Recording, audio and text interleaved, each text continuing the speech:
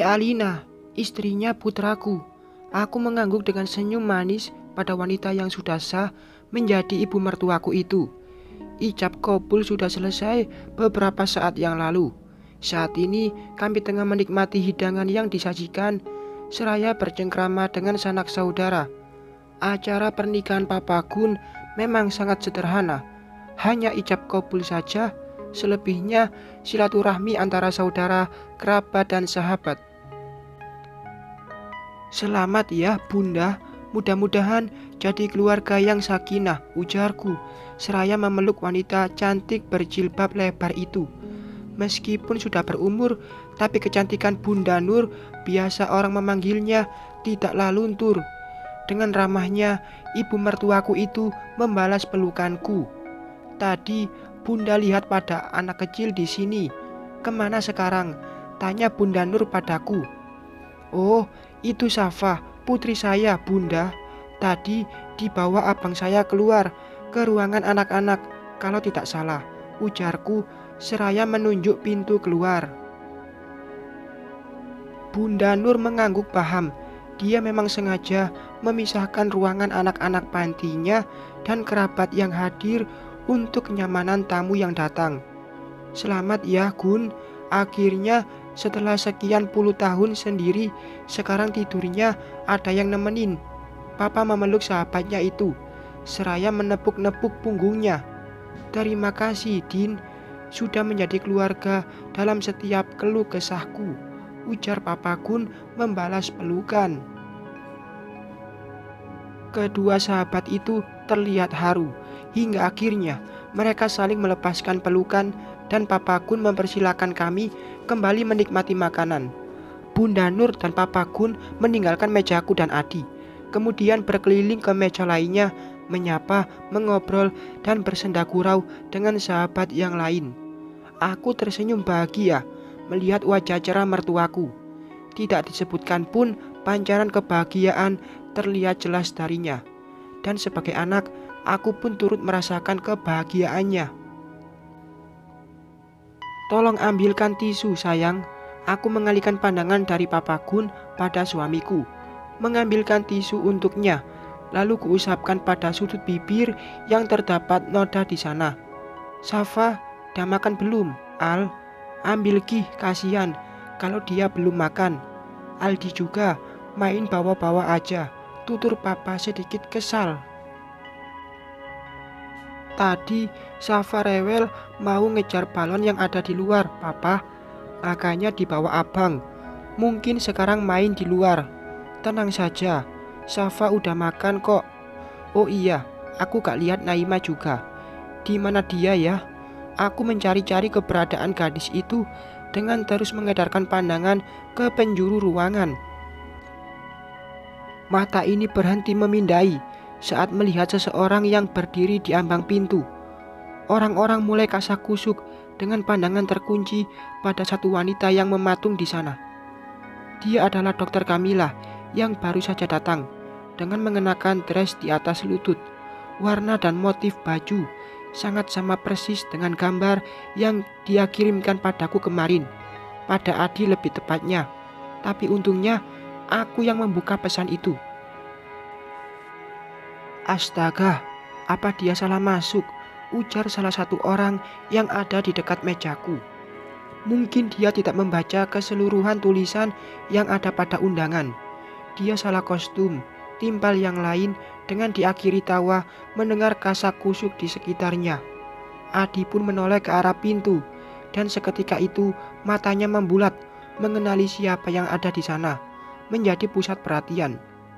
Dokter Kamila, ujar Adi kaget. Mama dan Papa pun ikut melihat. Bahkan semua orang mulai berbisik dengan ucapan-ucapan yang pastinya akan membuat wanita itu malu jika mendengarnya. Ada apa sih? Tanyaku berpura-pura. Dokter Kamila datang, tapi Adi menggantung ucapannya saat tahu aku melihat ke arahnya, memandang. Senyum kusunggingkan ke arah sana, di mana wajah Dokter Kamila terlihat sangat pucat pasi. Aku berdiri dari dudukku, lalu melangkah meninggalkan meja dan menghampiri dokter itu. Kakiku berhenti melangkah, bertepatan dengan Papa Gun yang juga menghampiri Dokter Camilla. Dari jarak sedekat ini, wajah cantik itu terlihat lebih memerah, bukan karena riasan make up, melainkan karena menahan malu. "Mari masuk, dokter," Papa Gun mengajak Dokter Camilla. "Tidak, Pak Gunawan, sepertinya saya salah pakai baju. Maaf, karena saya tidak tahu dengan tema acara pernikahan Pak Gunawan," tutur Dokter Camilla gugup. "Tidak apa-apa, dokter. Saya tahu Anda sibuk dan tidak sempat membaca dengan rinci surat undangan yang saya berikan. Tidak masalah, silakan masuk dan menikmati hidangan dari kami," ujar Papa Gun mempersilahkan. Dokter Camilla tidak menjawab. Ia menggigit bibir terlihat gugup. Pandangan Dokter Camilla mengarah padaku dengan sangat tajam. Aku membalas tatapan itu dengan seulas senyum meremehkan. Kemudian kaki ini melangkah semakin mendekat ke arahnya. Di saat Papa sedang diajak bicara oleh tamu sekaligus temannya. "Yakin mau masuk?" bisikku. "Dokter akan jadi satu-satunya orang yang berpakaian seksi di sini.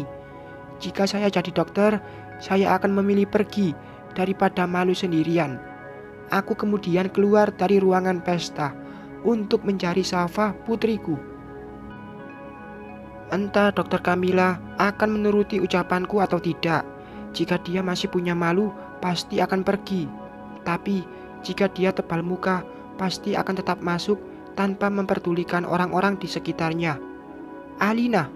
Aku menghentikan langkah kaki lalu membalikkan badan saat suara seseorang memanggil. "Dokter Camilla." Dia berdiri dengan tatapan menusuk ke arahku. Aku pikir dia akan masuk tadi. "Ada apa, dokter?" tanyaku, seraya melipat kedua tangan di perut. "Ikut saya," ujarnya, menarik tanganku dengan sangat kasar, sehingga kami berada pada tempat yang sepi. Aku langsung menghenyakkan tangan Dokter Camilla saat tak ada lagi orang yang kulihat di sini. "Untuk apa Anda membawa saya ke sini, dokter?" Lagi aku bertanya. "Untuk memberikan pelajaran pada Anda, Ibu Alina yang terhormat. Anda kan yang menyuruh saya untuk berpakaian seperti ini. Anda pula lah yang membalas pesan saya kemarin." Dada Dokter Camilla naik turun. Tidak ada lagi wajah ramah serta senyum manis yang terukir di bibir. Yang ada hanya kemarahan darinya untukku. Jika iya, lalu dokter mau apa?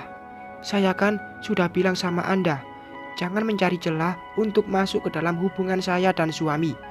Jika Anda memaksa, tanggung sendiri akibatnya. Saya pernah disakiti dan saya akan antisipasi untuk menghadapi kejadian serupa. Saya akan mengusir kuman seperti Anda, ujarku, dengan mencubit baju bagian depan Dokter Camilla, lalu melepaskannya dengan kasar. Setelahnya, aku meniup-niup kedua jariku, seolah-olah tengah mengusir debu yang menempel pada kulitku. "Kurang ajar, Anda sengaja ingin mempermalukan saya. Bukannya Anda tidak punya malu, dokter," ujarku, masih sangat santai. "Pak Adi harus tahu jika istrinya ini sengaja mempermalukan orang lain di pesta ayahnya. Saya yakin dia akan sangat kecewa pada Anda, Ibu Alina." Aku membulatkan mata dan mulut seolah-olah kaget dengan ancamannya. Dokter mengancam saya.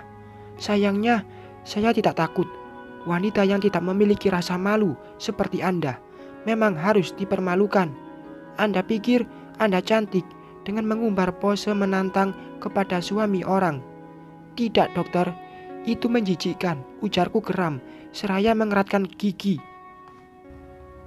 Tatapan Dokter Camilla semakin bengis. Dia mengangkat tangannya hendak memukul wajahku. Namun bukan aku yang dia pukul, melainkan Adi yang tiba-tiba datang menarik dan memeluk tubuhku. "Pak Adi." Maaf," ujar Dokter Camilla mengusap-ngusap punggung suamiku yang tadi terkena tamparannya. Cukup keras hingga terdengar suara tamparan yang mungkin akan sakit jika terkena kulit wajahku. "Kamu tidak apa-apa?" Bukannya menjawab pertanyaan dokter Kamila, Adi malah menangkup kedua pipiku seraya bertanya. Tongkat yang dia pegang jatuh ke lantai hingga membuat suamiku harus menahan kakinya agar bisa berdiri dengan tegak.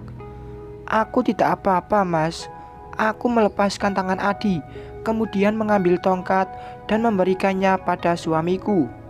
Sekarang tatapan tajam diberikan pria berdagu belah itu pada dokter Kamila, yang ditatap semakin gugup dan risau. Pak Adi, saya akan menjelaskan. Tidak usah dijelaskan, dokter.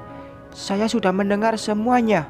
Awalnya saya respek pada Anda, tapi setelah ini sepertinya saya semakin yakin untuk tidak lagi berhubungan dengan Anda. Tolong jangan hubungi saya lagi dalam segala hal, pekerjaan maupun secara pribadi. Permisi. Adi menarik tanganku agar menjauh dari wanita itu. Beberapa kali dia memanggil, tapi suamiku mengabaikannya. Dia tetap melihat ke depan dengan terus menggenggam tanganku. Aku menoleh ke belakang, di mana dokter Kamila terlihat begitu frustasi dengan menjambak rambutnya dan mengentakkan kaki ke lantai. Adi membawaku kembali ke dalam ruangan tadi, menghampiri Papa Gun dan istrinya. Kami berfoto sebentar sebelum akhirnya kami harus pulang, meninggalkan Papa Gun di sini. Gak mau, Mama, gak mau, jerit Safa saat dibawa pulang. Dia semakin mengeratkan pelukan pada Bang Aldi yang sedari tadi menjadi temannya. Om harus pulang, sayang. Safa juga harus pulang ke rumah. Nanti kita ke rumah Oma buat main dengan Om ya. Sekarang Safa pulang dulu. Safa menggelengkan kepala.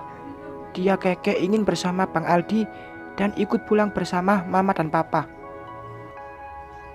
Sudahlah Al, kasihan Safa, gak apa-apa, kita bawa saja ke rumah. Toh itu juga rumahnya Safa juga. Tapi Mah, gak usah tapi-tapian. Mendingan kamu pulang sama suamimu. Bereskan rumah Om Gun yang mungkin berantakan bekas persiapan kemarin. Jika sudah beres, nanti kamu ambil ke rumah, ujar Bang Aldi menepuk-nepuk punggung anakku.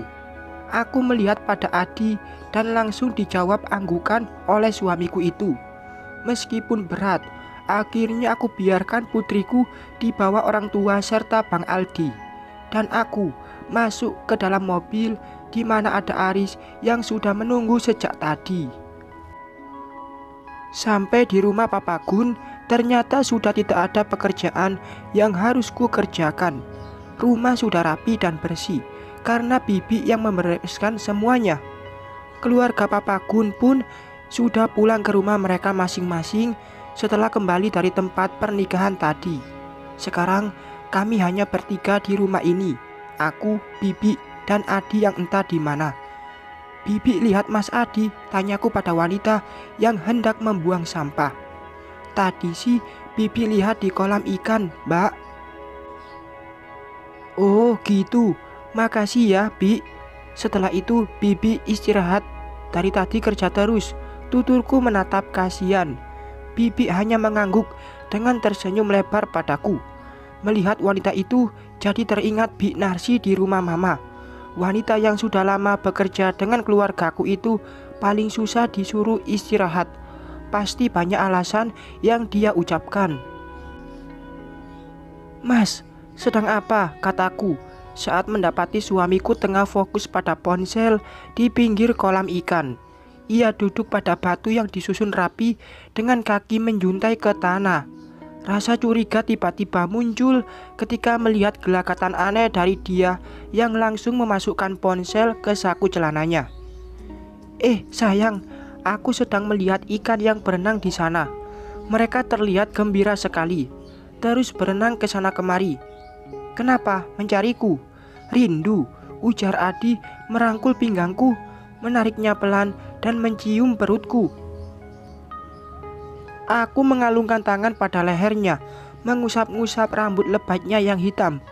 Tidak, kita jemput Safa yuk. Sepi banget, gak ada dia, kataku dengan pikiran masih pada ponsel Adi. Siapa yang menghubungi Adi? sehingga suamiku ketakutan jika aku akan melihatnya. Apa mungkin dokter Kamila lagi? Nanti dulu deh. Habis maghrib gimana? Sekalian kita jalan-jalan malam. Tanggung loh, sekarang sudah sore banget. Nanti saja ya. Aku mengangguk lemah. Aku pun kembali masuk ke dalam rumah, meninggalkan Adi seorang diri. Namun tidak langsung ke kamar, melainkan mengintip suamiku itu yang kini mengeluarkan kembali ponselnya. Dadaku berdetak kencang saat Adi tersenyum dengan menatap layar ponsel yang menyala. Siapa kiranya orang yang di seberang sana yang sudah membuat suamiku tersenyum senang? Hatiku berbisik perih. Bersambung.